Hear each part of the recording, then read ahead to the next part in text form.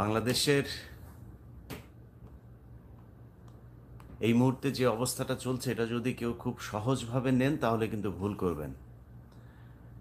আমার কাছে যে তথ্য সেটা হচ্ছে হিন্দুরা বাংলাদেশের এই যে শাহবাগ সহ বিভিন্ন জায়গায় তারা খুব সুপরিকল্পিতভাবে তারা জড়ো হওয়ার চেষ্টা করছে এবং এটার পেছনে মূলত কাজ করছে হচ্ছে আওয়ামী লীগ।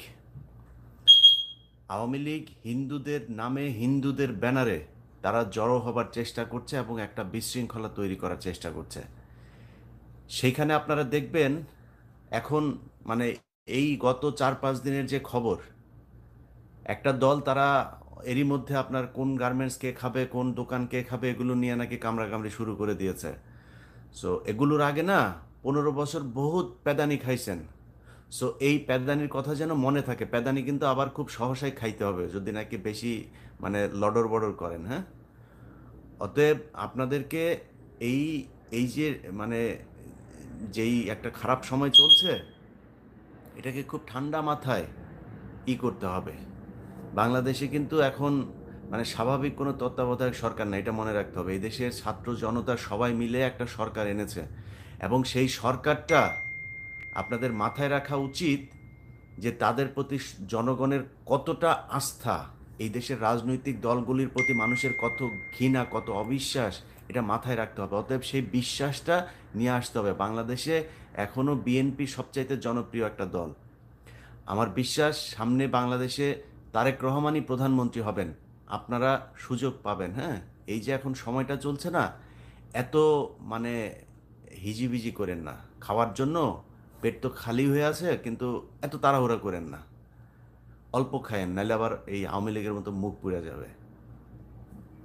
এইখানে শাহবাগে কারা আসছে, বিভিন্ন সীমান্তে গিয়ে গিয়ে কারা আপনার জড়ো হচ্ছে, বিভিন্ন জায়গা থেকে একটা সীমান্তের একটা জায়গার মধ্যে গিয়ে জড়ো হচ্ছে। সেখানে ইন্ডিয়া থেকে ক্যামেরা ট্যামেরা সব রেডি, সেখানে যা শুটিং শুরু হয়ে যাচ্ছে। সো আপনাদের একটা জিনিস বোঝা উচিত যে হিন্দুরা আজকে বলছে যে তারা হচ্ছে এখন সংখ্যালঘু। এই গত 15 বছরে হিন্দুরা এই দেশে কি করে নাই। গিয়ে মাদ্রাসায় গিয়ে তারা মাদ্রাসা বোর্ডের তারা চেয়ারম্যান হয়, মনে ছিল না তখন?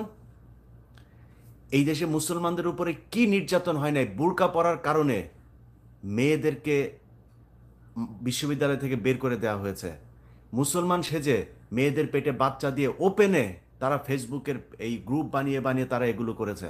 এগুলো নিয়ে আমার প্রোগ্রামও করা আছে একদম সুস্পষ্টভাবে। তাদের যেই আপনার কি বলে ফেসবুক গ্রুপ, সে ফেসবুক গ্রুপের মধ্যে সুস্পষ্টভাবে সেইখানে দেখানো হয়েছে যে কিভাবে তারা এই গ্রুপগুলো তৈরি করছে, কিভাবে বিভিন্ন মেয়েদেরকে টার্গেট করছে, কিভাবে সেই মেয়েদের সাথে শারীরিক সম্পর্ক করে বিয়ে করে বাচ্চা দিয়ে তারপর চলে যাচ্ছে। কোনো বিচার হয় নাই। কিন্তু এখন তো সেই সরকার নাই, নতুন যে সরকার, সেই সরকারের সময় তো এগুলোর বিচার হইতে হবে। তারা এখন সংখ্যালঘু বলে তারপর কান্নাকাটি করছে। এসব কান্নাকাটিতে লাভ হবে না। এই যারা এগুলো করেছে তাদেরকে যেখানে পাওয়া যায় সেইখানেই প্রতিহত করতে হবে। এত সুন্দর সাবলীল ভাষায় আমি কথা বলতে পারবো না, কারণ সবাই এখন মনে হচ্ছে যেন একটা একটা বিরাট একটা মানে মানবিক হয়ে গিয়েছে সবাই। এতদিন এই মানবতা কোথায় ছিল? যেদিন জামাত ইসলামের লোকজনকে 5-7জনকে যে করা হলো, মিথ্যা মামলায় সাজায় তারপরে ফাঁসি দেওয়া হলো, সেগুলো কোথায়? 111-এ যখন এই দেশে সরকার আসে তখন ফালুর বাসায় এটা পাওয়া গিয়েছে, অমুক নেতার বাসায় এটা পাওয়া গিয়েছে, তারেক রহমান এই করেছে, হাওয়া ভবন এই করেছে, এসব নিয়ে দিনের সকাল থেকে রাত পর্যন্ত নিউজ দেখতাম। এখন সেই নিউজ কোথায়? সো বিএনপিকে মাথায় রাখতে হবে, এক টেলিভিশন নিয়ে 3জন কারাকারি না করে ওই টেলিভিশনে যেসব সাংবাদিকরা ছিল এখনো পর্যন্ত চ্যানেলের সময় আপনার টক শো করে, কিভাবে সম্ভব? ওই সময় টেলিভিশনে খান মোহাম্মদ রুমেল, যারা কিনা বিএনপি নেতাদেরকে ডেকে নিয়ে নিয়ে তারপর অপমান করত, অখিল পোদ্দার এখনো বাংলাদেশে স্বাভাবিকভাবে ঘুরে বেড়ায় কিভাবে? এই মঞ্জুরুল আলম পান্না, এগুলো আওয়ামী লীগের তেলাপোকা। এই মঞ্জুরুল আলম পান্নাদের মতো লোকজন এখন আবার যায় 21-এ টেলিভিশন, এরা স্বাভাবিকভাবে রাস্তায় ঘুরে কিভাবে? 2 দিন আগেও এই মঞ্জুরুল আলম পান্না, আমাদের কনক সারোয়ার আমাদের বিরুদ্ধে তারা ফেসবুকে পোস্ট দেয়। কোনো টেলিভিশন যদি মঞ্জুরুল আলম পান্নাকে নেয়, সেই টেলিভিশনের মালিক, সেই টেলিভিশনের প্রশাসন যারা যারা আছে তাদের বিরুদ্ধে অবস্থান নিব, আগেই বলে রাখলাম। সো এগুলো খুব খুব সতর্কতার সাথে নিতে হবে। 15 বছরে কম কষ্ট করি নাই। এই দেশ আবারও এদের অধীনে থাকবে, এরা আবার স্বাভাবিকভাবে কাজ করতে পারবে, এটা কোনোভাবেই মেনে নেওয়া হবে না। কিছুক্ষণ আগে আপনার জায়গাটার নাম বলি আপনাদেরকে,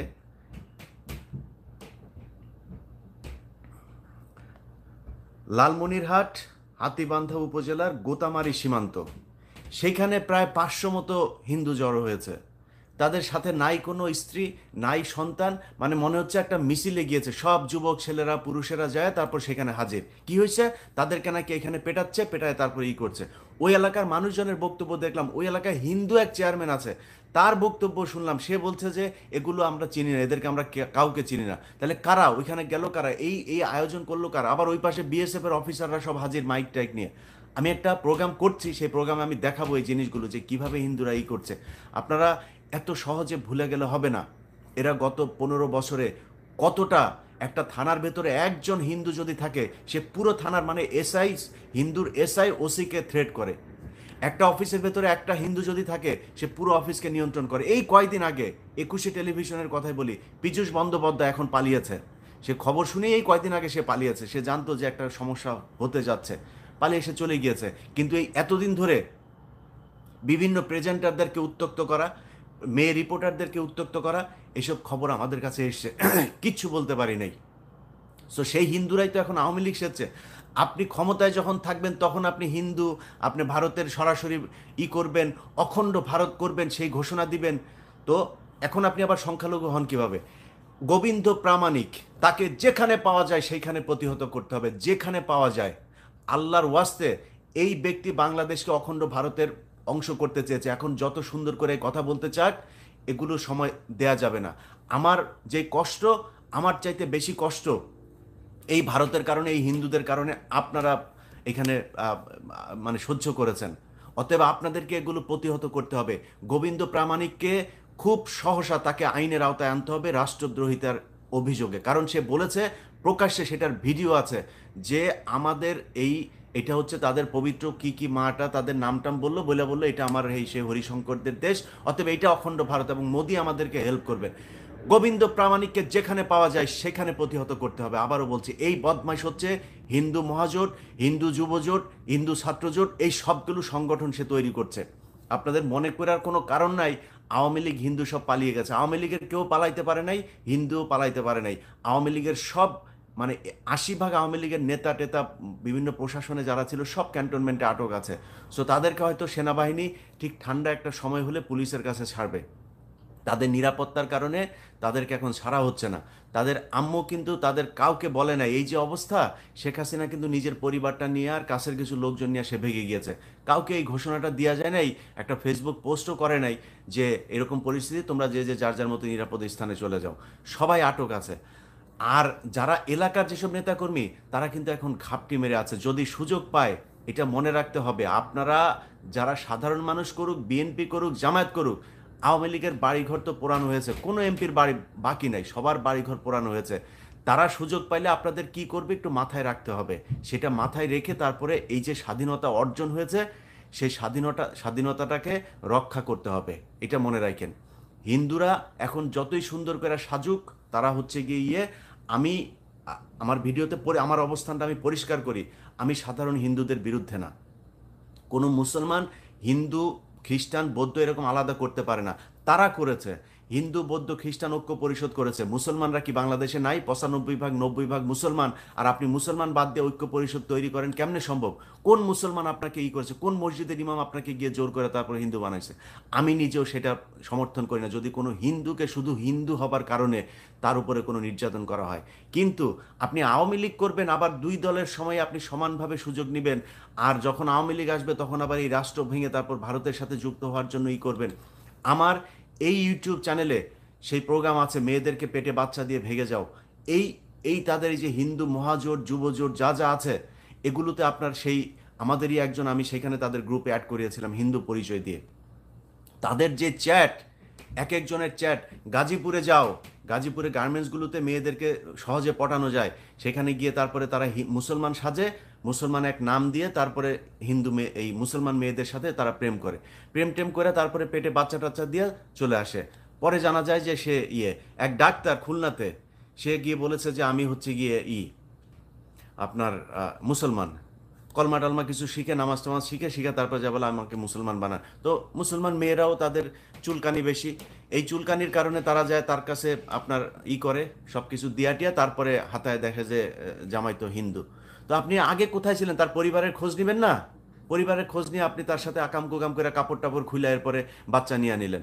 তো এইভাবে তারা এগুলো করেছে। সো এগুলো যারা করেছে তাদেরকে যেখানে পাওয়া যাবে সেখানে প্রতিহত করতে হবে। সাধারণ হিন্দু যদি কেউ মনে করেন আপনি সাধারণ হিন্দু, আপনি আমার ভাই, কিন্তু সেটার পরিচয় আপনাকে দিতে হবে, শুধু মুখে বললে চলবে না।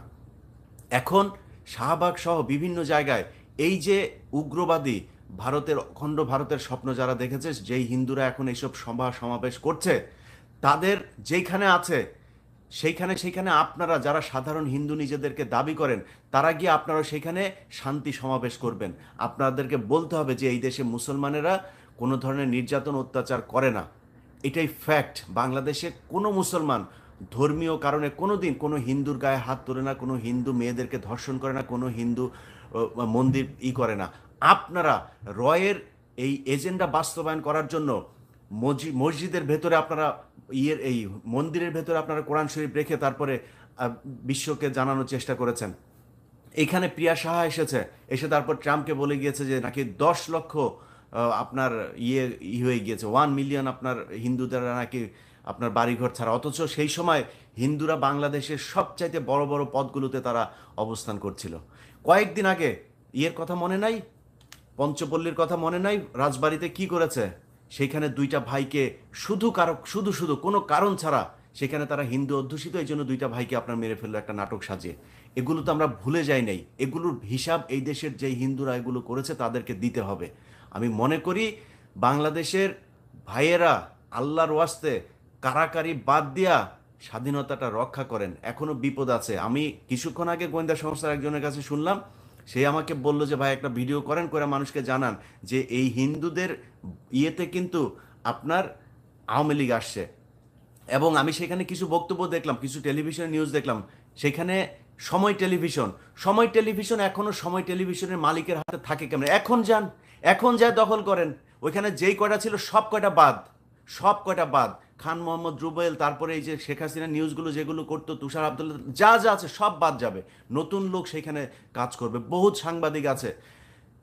এই সময় টেলিভিশন সেখানে শাহবাগে যায় যে ভিডিও করছে, আপনারা নিউজগুলো দেখেন সময় টেলিভিশনের, মনে হচ্ছে সে রিপোর্টার না, সে রয়ের একজন এজেন্ট, হিন্দুদের একজন প্রতিনিধি হয়ে তারপরে উস্কানি দেওয়ার চেষ্টা করছে।